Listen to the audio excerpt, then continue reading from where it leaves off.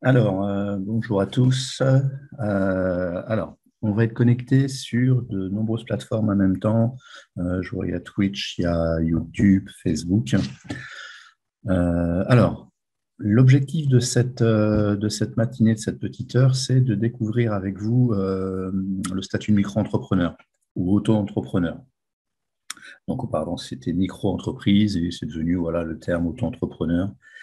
Alors, je vais directement vous balancer sur un support que j'ai mis en place de façon à essayer de rien oublier.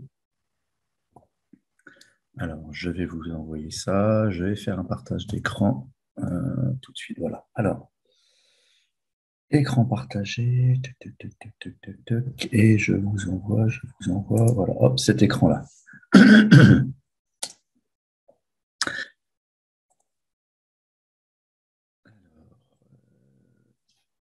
Cet écran.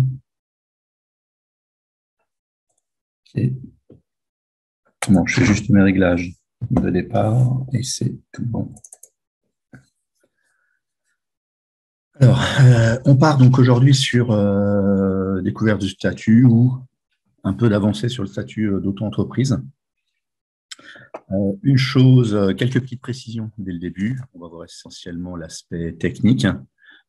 Tout ce qui va précéder l'aspect technique, c'est-à-dire la recherche de produits, la recherche de domaines, tout ce qu'on a déjà aperçu, on ne va pas le revoir et on pourra même aller plus loin que cet aspect technique. Je vous en parle un peu après. Alors,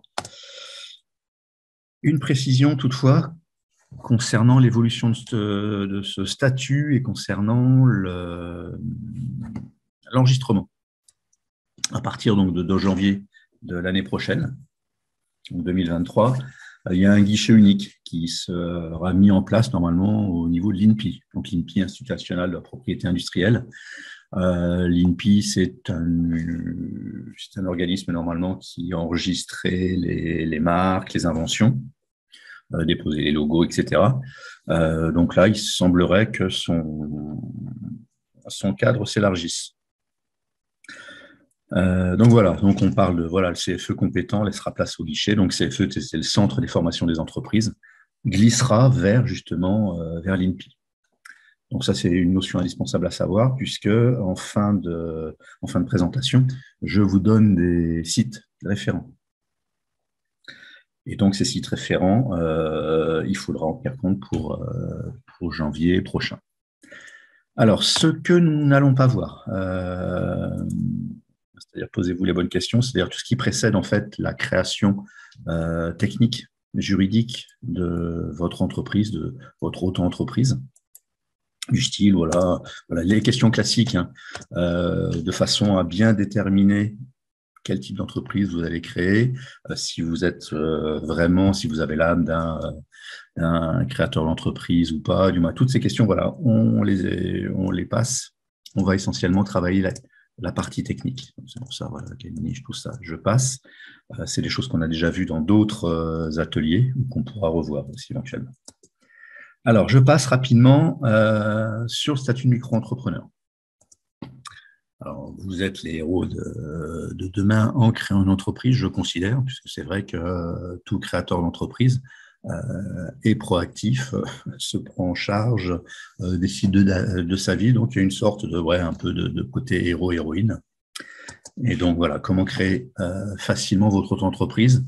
Donc, c'est vrai qu'alors, c'est extrêmement simple aujourd'hui de créer son entreprise. Là où ça va être un peu plus compliqué pour la présentation, c'est que je vais être général. Je vais être général, donc je vais parler de plein de cas, et si ça se trouve, et il y a de nombreux cas qui ne vont pas vous correspondre. Là où ça serait beaucoup plus simple, c'est si je prenais un cas précis. En prenant juste un cas, vous verriez, c'est extrêmement simple. Là où ça se complexifie un peu, c'est en essayant de parler d'un peu tout le monde et tous les cas possibles. Alors, très, très grossièrement, donc le statut d'auto-entrepreneur, gardez bien en tête, comprenez bien que ce statut est issu d'un autre statut hein, qu'on appelle l'entreprise individuelle, oui, c'est son émanation. Quand vous êtes auto-entrepreneur, vous êtes en entreprise individuelle. donc créer facilement une entreprise à but lucratif. Donc la grande différence, on va dire, avec l'association loi 1901, qui permet finalement de gagner de l'argent, mais sans avoir de but lucratif. Lucratif, c'est-à-dire que l'objectif n'est pas de ramasser le bénéfice. Quand une association fait de l'argent, elle peut le dépenser en salaire, elle peut le dépenser en frais, etc., mais n'a pas le droit de redistribuer le bénéfice. Là où vous, en tant qu'entreprise, vous faites ce que vous voulez de vos bénéfices, qui seront bien sûr imposables, c'est ce qu'on va voir. Alors, je mets statut d'entrepreneur, donc entreprise individuelle, but lucratif. L'objectif, c'est de profiter des démarches administratives, procédures fiscales et sociales simplifiées. Je vous assure, c'est quelque chose d'extrêmement simple.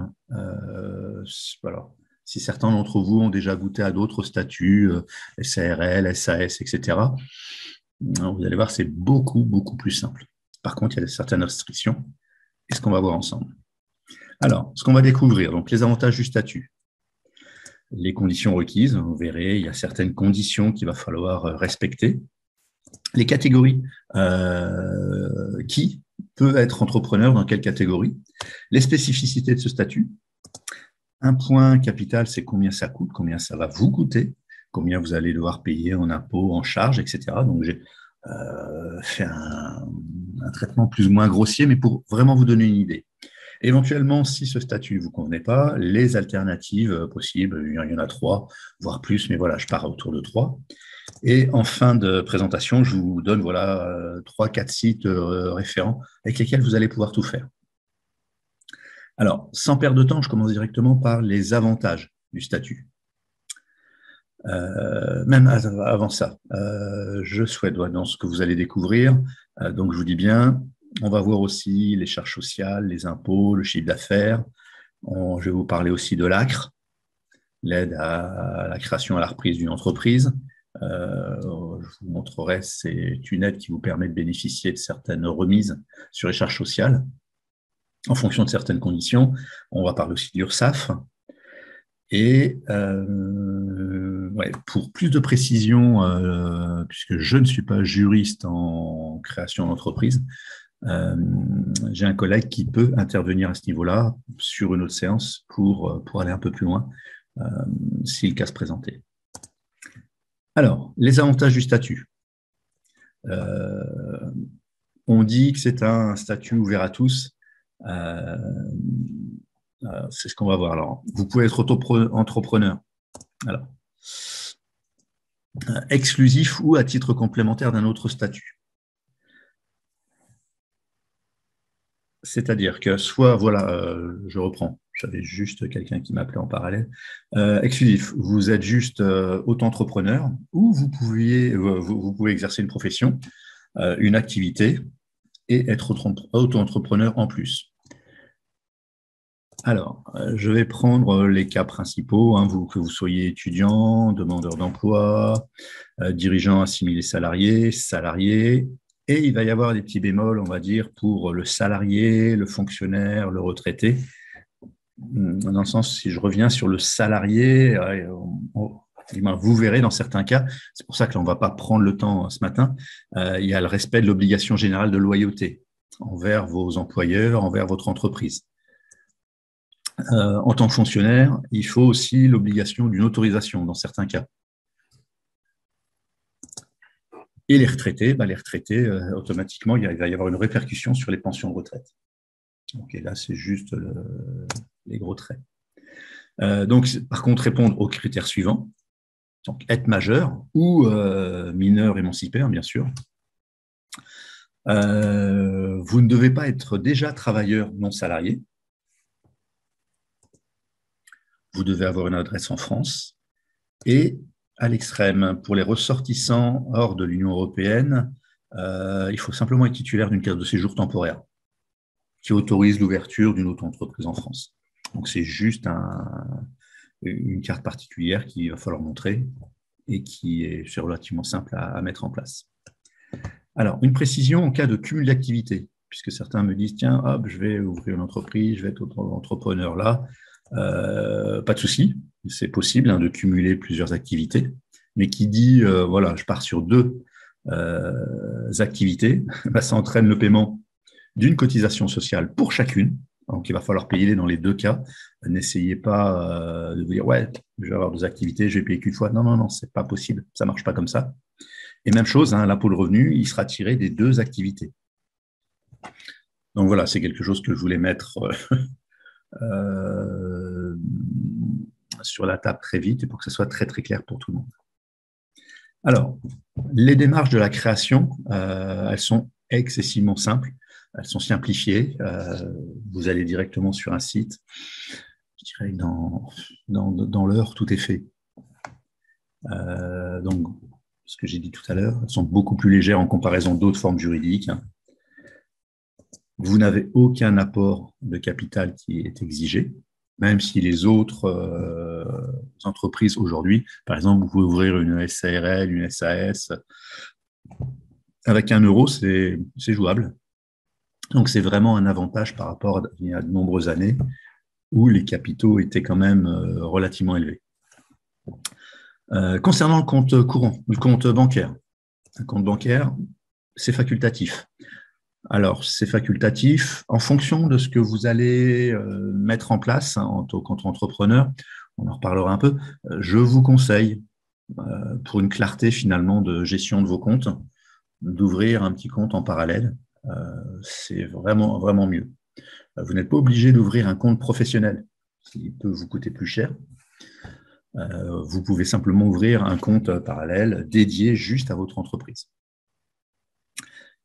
Alors, les fondateurs d'entreprises individuelles sont bien sûr exemptés de l'obligation d'ouvrir un compte, puisque l'entreprise elle-même, en fait, n'a pas de capital. Donc, à partir de là, vous comprenez bien, pas de capital, pas de compte bancaire dédié. Ce que je veux dire, c'est que normalement, quand vous créez une entreprise, durant la création, vous devez déposer les fonds que vous allez dédier à cette entreprise. Et là, comme il n'y a pas de fonds, pas de compte bancaire obligatoire. Alors, le micro-entrepreneur, donc avant tout un travailleur indépendant, rien de particulier, dispose d'un SIRET, SIREN, petit rappel, le SIRET, SIREN, numéro d'immatriculation, c'est comme un numéro de sécurité sociale qui permet d'identifier une entreprise. L'idée, c'est d'être identifié dans ses relations avec les organismes publics et les administrations, c'est surtout pour ça. Alors, le SIREN ou SIRET sert à identifier l'entreprise en tant qu'entité à part entière. Et là, on parle d'entité morale. Le calcul et paiement des charges sociales. Alors, le montant des cotisations est proportionnel à votre chiffre d'affaires. Ça, c'est quelque chose d'indispensable à comprendre.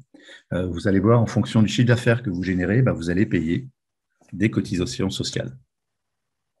Je vais décrire tout à l'heure le pourcentage en fonction de ces cotisations.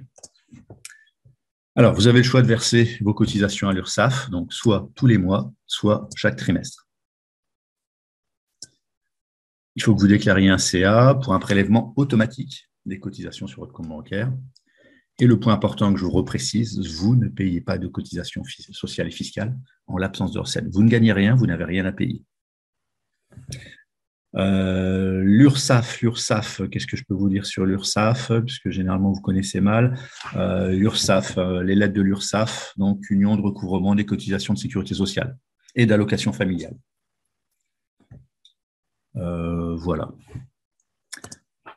En tant que micro-entreprise, vous avez un chiffre d'affaires qui est limité.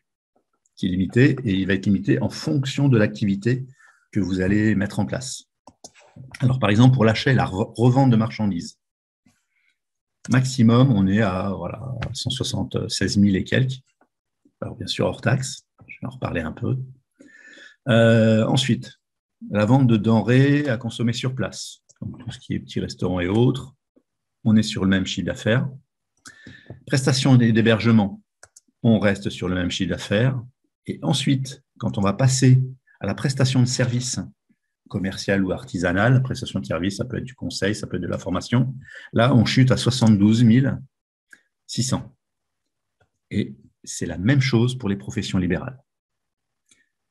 Alors, petit rappel, les professions libérales, on pourrait parler d'architecte, avocat, chirurgien, dentiste, expert comptable, Alors, tout en mettant un bémol, hein, il y a certaines professions libérales qui sont exclues de ce système d'auto-entreprise, puisqu'elles ne vont pas cotiser aux mêmes caisses. Donc, c'est pour ça que là, je vous dis, d'un point de vue général, ça va paraître un peu confus, mais si vous preniez juste votre statut d'entrepreneur avec votre propre activité, c'est extrêmement simple. Et là, je suis obligé de parler d'un peu plus large. Même chose concernant les prestations d'hébergement, la case du milieu dont je parlais voilà, en BIC, ce qu'on appelle les bénéfices industriels et commerciaux. On opposera justement un peu plus loin au BNC ce qu'on appelle les bénéfices non commerciaux. En fait, tout simplement, c'est un mode de calcul pour le bénéfice qui est imposable. Donc, on va en parler un peu plus loin. Je suis conscient que ça peut être un peu confus, c'est pour ça que je vais revenir sur certaines notions. Alors, suite à ça, je vous parle d'une comptabilité légère. Il y a un organisme qui est assez intéressant, qui s'appelle l'ACRE, justement, qui permet de déduire vos charges sociales. Alors là, c'est-à-dire que dès que vous allez gagner de l'argent, il va falloir le déclarer, et en fonction de votre chiffre d'affaires, vous allez payer des charges sociales, qui sont, je vais dire, à la louche, à la très grosse louche, à 25% de ce que vous gagnez. Donc l'ACRE peut vous accompagner pour payer moins de charges sociales dans les débuts. Alors, vous pouvez opter pour une déclaration, un paiement simplifié unique. Je passe assez vite.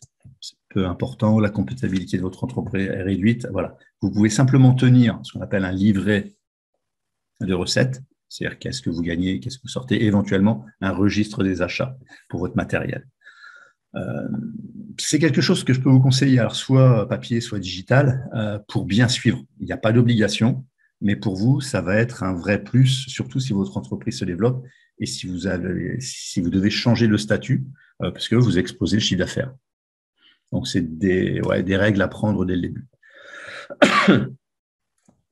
Une notion importante en auto-entreprise, c'est que vous bénéficiez de ce qu'on appelle la franchise en base de TVA. Alors, juste il y a un certain chiffre d'affaires. Ce qu'on appelle la franchise en base de TVA, c'est un dispositif en fait qui vous dispense de payer la TVA, mais aussi de la recevoir. Donc ça, c'est quelque chose d'indispensable qu'il faut bien comprendre. Je ferai d'ailleurs peut-être un petit atelier là-dessus pour vous parler de ce phénomène de TVA pour que ça soit plus compréhensible pour tout le monde. Là, en gros, quand vous allez facturer sans justement chiffrer la TVA.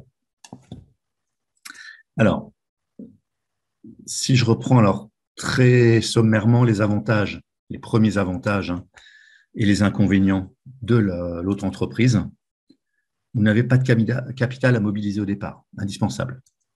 Simplicité administrative, rapidité de création, coût faible de création. Alors, c'est la même chose pour la radiation.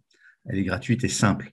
Donc, n'ayez pas peur si vous commencez et que vous dites « Ah, bah mince, finalement, je fais un autre job, je crée une autre activité. » C'est très simple d'arrêter l'auto-entreprise. Un des vrais plus de l'auto-entreprise, c'est sa gestion, qui est hyper simple. La gestion comptable simplifiée, même chose. Vous n'avez pas besoin de bilan, de compte de résultat, ni de dépôt de compte. C'est extrêmement simplifié. Et le dernier petit point que j'aime beaucoup, c'est vous n'avez pas de TVA, sauf dépassement, bien sûr. Je vous parlerai des dépassements. Éventuellement, combien de TVA vous pouvez déclarer, du moins jusqu'à combien vous pouvez aller sans gérer cette TVA. Passons aux inconvénients. Il y en a quand même quelques-uns en termes de crédibilité. Quand vous êtes auto-entreprise, vous ne pesez pas grand-chose pour certaines entreprises. Manque d'assises financières, ça c'est lié automatiquement. Vous n'avez pas de compte en banque, vous n'avez pas de relation, vous n'avez pas de gestion comptable. Donc, l'assise financière n'est pas vraiment là si vous deviez en avoir, si vous si vous souhaiteriez jouer avec. Par contre, vous serez responsable sur votre patrimoine personnel. C'est-à-dire qu'il y a des malversations, il y a à payer, c'est vous qui êtes responsable. Donc, sauf, on ne touchera pas à votre résidence principale. Ça reste un frein au développement, c'est-à-dire que je considère que, comme tout à l'heure on l'a vu, vous êtes limité à un certain chiffre d'affaires. Ce qui m'ennuie un peu, certains auto-entrepreneurs se disent « Ah bah non, je ne vais pas prendre ce marché parce que ça va me faire exploser mon budget, je vais devoir payer un peu plus. » Je trouve ça dommage. Donc, c'est pour ça que je considère que c'est vraiment un frein au développement. Et c'est bien sûr non adapté à tous les projets. Que ça soit en termes d'activité qu'en termes de chiffre d'affaires. Alors là, on va passer aux catégories d'activités. En gros, les professions exercées en auto-entreprise, elles se répartissent en 3 catégories, ce qu'on va voir. Et par contre, il est capital de réellement bien définir celle à laquelle vous êtes rattaché, car ça aura un impact sur vos démarches auprès de l'administration. Donc, les 3 catégories d'un point de vue très général, on va parler de la commerciale, l'artisanale et la libérale. Alors, si on passe à ces 3 catégories pour être un peu plus précis. La partie commerciale, ce qu'on appelle l'achat-vente. Alors, si je donne quelques exemples, on va partir de commerce, de l'e-commerce aussi, un café, un restaurant, peut être en auto-entreprise. Toujours dans la partie commerciale, on a aussi la prestation de service commercial. Là, on offre un service. En fait, le professionnel, il accomplit un service ou un travail, une mission au profit de son client. Donc là, on va parler éventuellement les chambres d'hôtes, les coiffeurs, les livreurs à vélo, etc. Ça, c'est la première catégorie, la partie commerciale. Donc, je pense, pour la plupart, oui, de vous qui m'écoutez, vous êtes plus dans cette partie-là. La deuxième partie, on va être dans l'artisanal. Et là, on est en création, fabrication. 2 exemples, hein, création de bijoux, ébéniste, il y en a une multitude. Et dans la même famille, on a l'activité de service. L'activité de service, donc là, toujours en prestation de service aussi, on va prendre, par exemple, le plombier, un électricien, un chauffeur VTC. Et la plupart de ces actifs professionnels sont autorisés sous régime de l'auto-entreprise. Et on a la dernière partie, la catégorie libérale. Donc là, c'est de l'expertise et du conseil. Voilà, si je devais me mettre dans une de ces 3, alors moi, là, je suis en SARL. J'ai un peu expérimenté tous les statuts. Aujourd'hui, dans une entreprise principale que gère, je suis simplement gérant et j'étais juste avant président dans une SAS. Donc, ça peut être intéressant de passer d'un statut à l'autre, on aura l'occasion d'en parler, mais aujourd'hui, si je devais choisir, si j'étais auto-entrepreneur, que les chiffres d'affaires correspondaient à ce qui a été donné, je serais justement dans l'expertise et le conseil. Donc, l'idée, c'est, conseil aux entreprises, c'est purement ce que je fais, de la formation.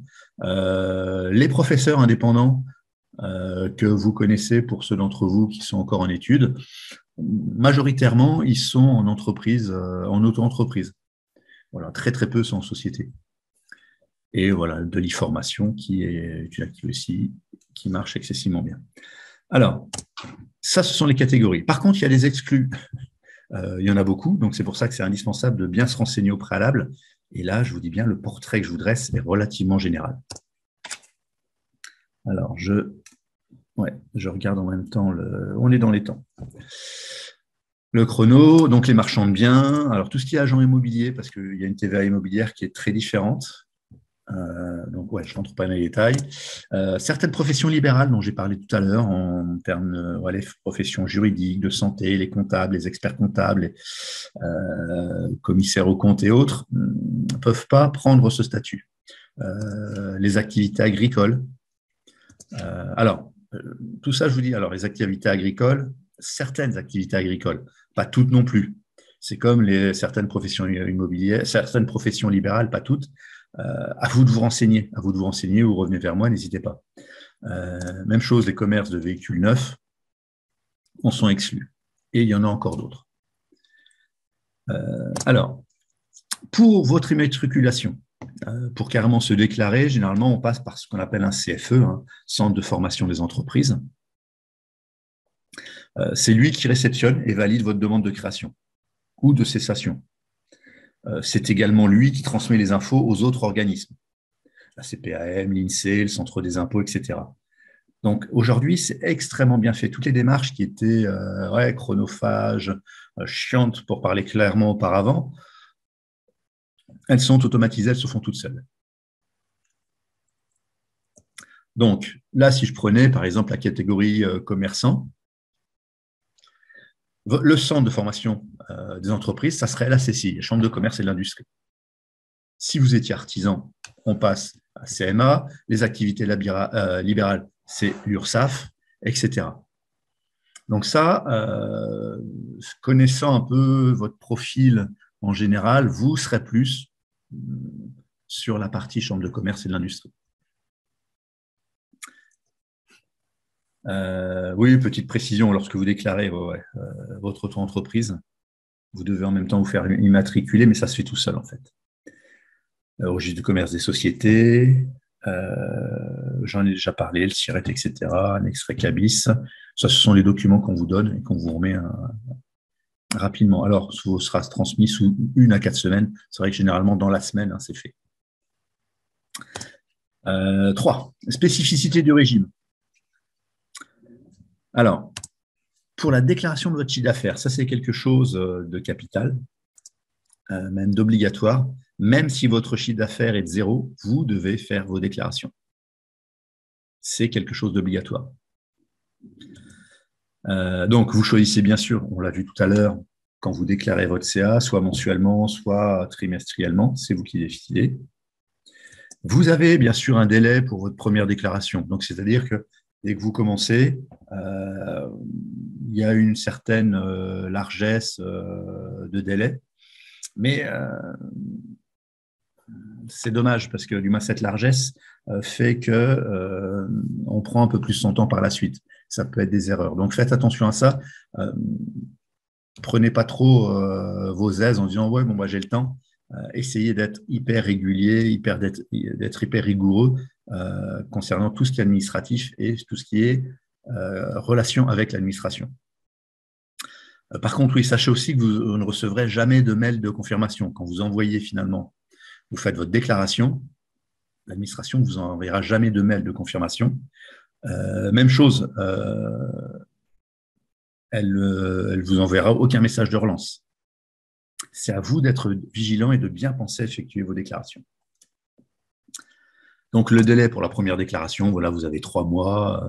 Pour ceux, si vous avez choisi la déclaration mensuelle, et si vous avez choisi la déclaration trimestrielle, vous avez 6 mois. Voilà, il laisse un peu de mou. Par contre, si vous oubliez de déclarer, attention, voilà, vous encourez une amende, bon, c'est symbolique, bon, c'est quand même 50 € en cas de retard ou de défaut de déclaration. Voilà, ils ont mis quelque chose histoire de rendre les gens un peu plus rigoureux, plus responsables, ça peut se comprendre. Et puis, c'est pas non plus une somme folle. Donc voilà, soyez rigoureux.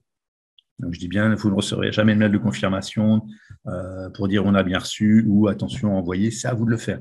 Vous ne le faites pas, par contre, vous pouvez recevoir une amende. Alors, en micro-entreprise, une notion indispensable, dont j'entends souvent parler et que les gens n'ont pas bien compris, comparé à une entreprise. Alors, quand je dis entreprise, une SA, société anonyme, SARL, SAS, vous ne pouvez pas déduire vos frais et charges professionnelles. Lorsque vous déclarez votre chiffre d'affaires, ça en fait partie, puisque c'est sur votre compte, c'est sur un de vos comptes pro, un de vos comptes pro ou un de vos comptes propres. Vous ne pouvez pas déduire ce genre de frais.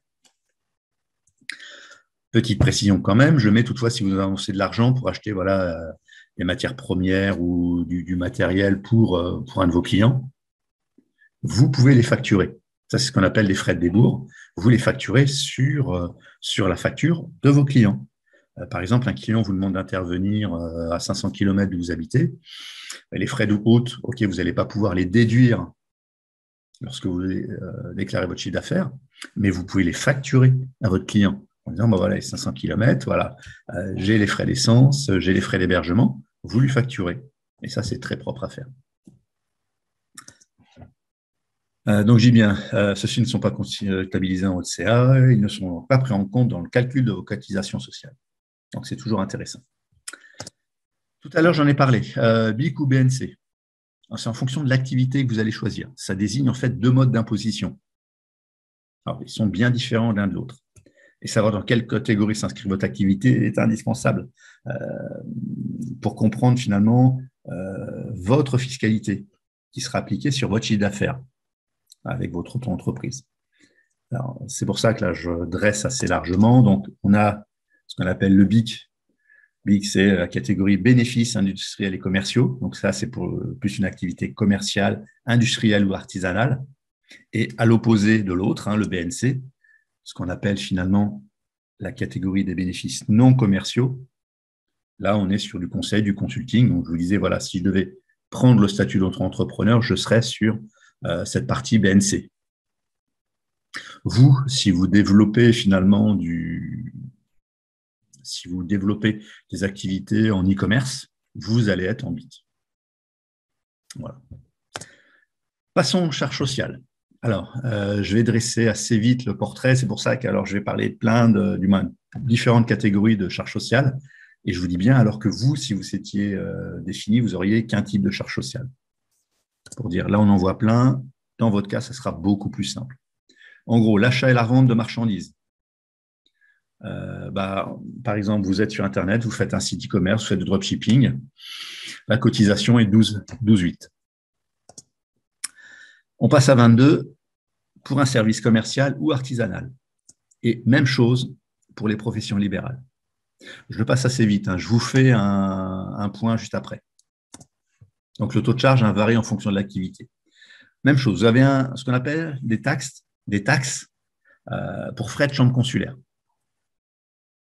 Alors, c'est des petites taxes, mais ça rentre en compte, vous devez les connaître.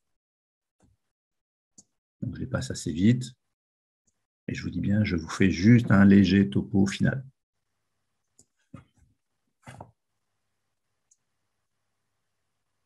Donc, ces taxes, pour info, elles sont perçues par les chambres de commerce et d'industrie, comme la CCI ou la Chambre des métiers de l'artisanat, CMA.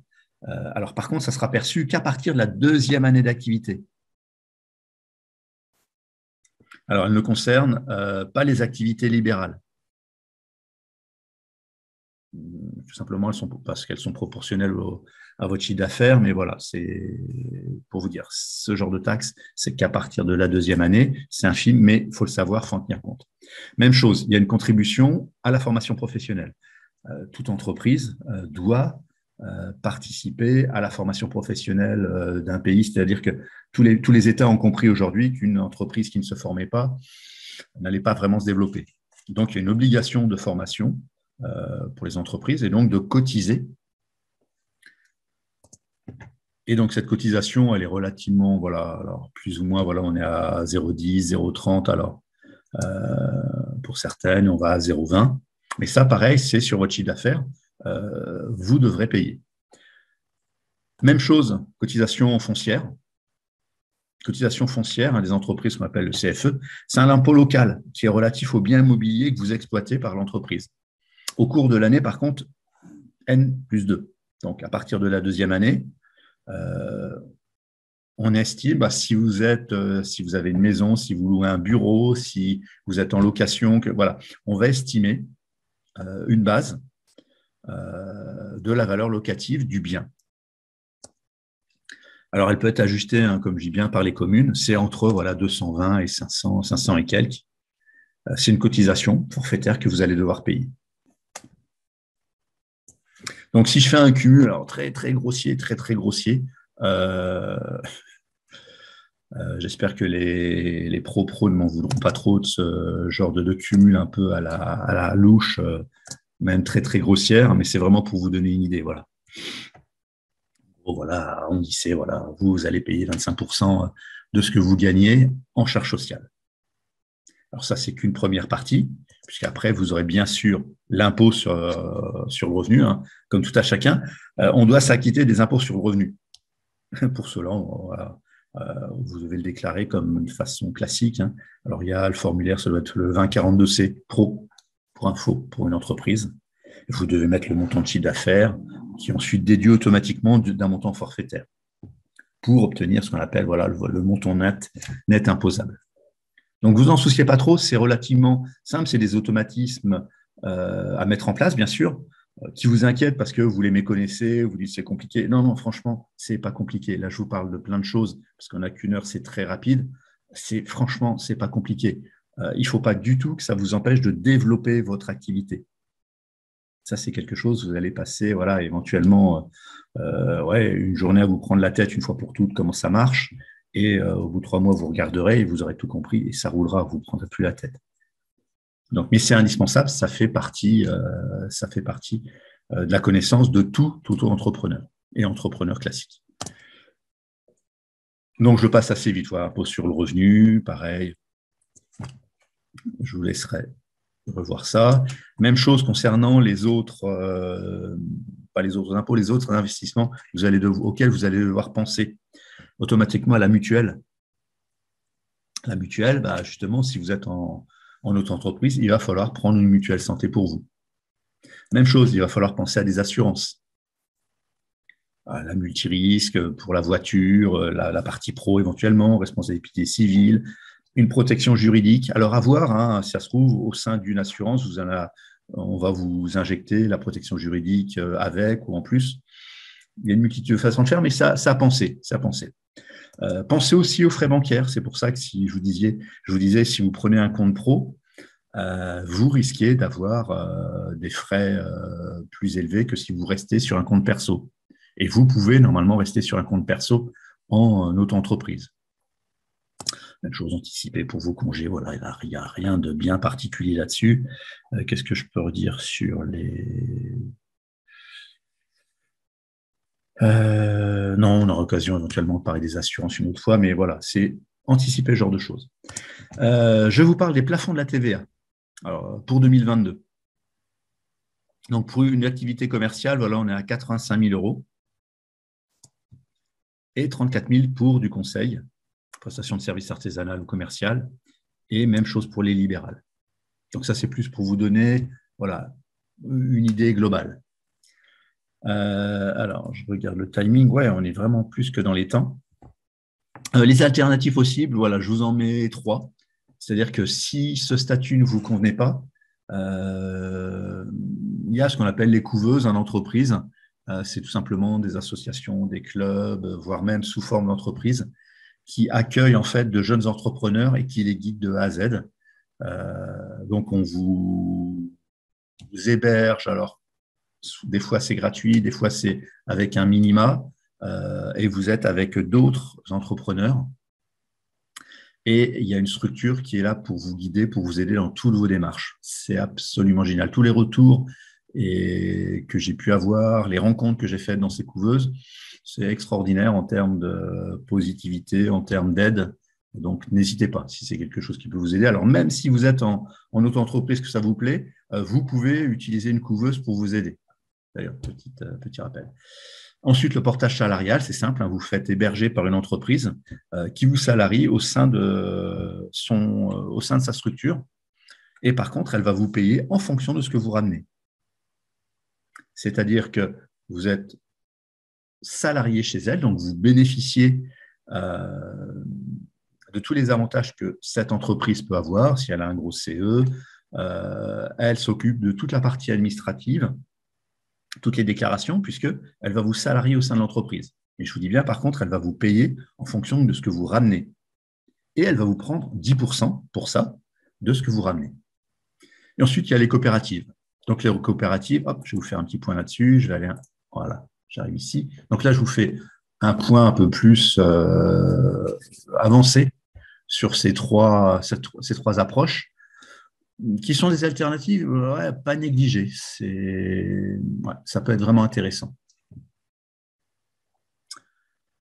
Eh bien, ensuite, pour ne pas perdre de temps, je vais passer aux sites de référence dont je vous parlais, sur lesquels je vous invite vraiment à aller dessus pour tester votre projet, pour déclarer votre entreprise. Donc là, c'est carrément le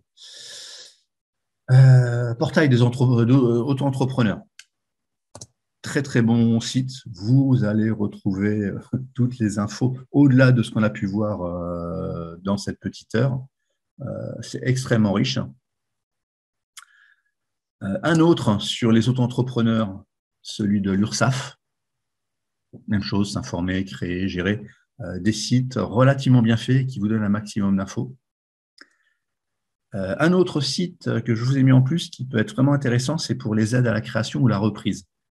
En fait, c'est un simulateur.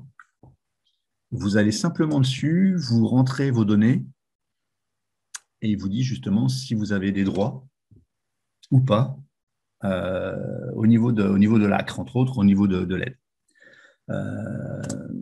Au-delà de ça, je vous ai mis aussi un petit site que j'aime bien pour définir un taux horaire et le calculer. Voilà. À partir de là, si j'ai dû vous remettre encore un autre site, Entreprendre service public, vos droits, oui. Là, c'est quelque chose que j'aime bien. En fait, ils ont créé une sorte de guide à travers des différentes questions qui vous renvoient, qui vous permettent de réfléchir sur votre projet. En gros, ils vous demandent déjà ce que vous êtes fait pour devenir un chef d'entreprise. Est-ce que votre idée, est-ce qu'elle peut réussir? Comment faire une étude de marché? Comment construire un business plan? Donc, c'est un site basé sur le service public et qui ont vraiment bien dégrossi certains points clés que j'aime développer avant même de créer une entreprise, de façon à définir si le projet tient plus ou moins la route. Voilà, je vais reprendre la main. Alors, à partir, je recherche où est-ce que je suis. Réunion. Alors, alors, je prends juste la main.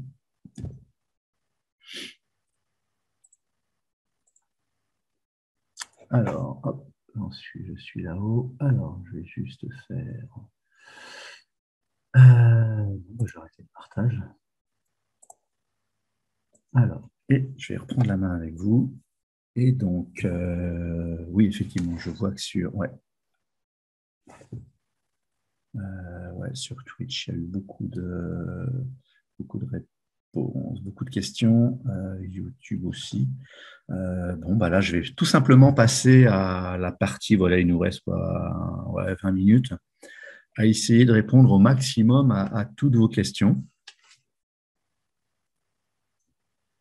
Et donc, oui, je vais directement aller répondre aux questions.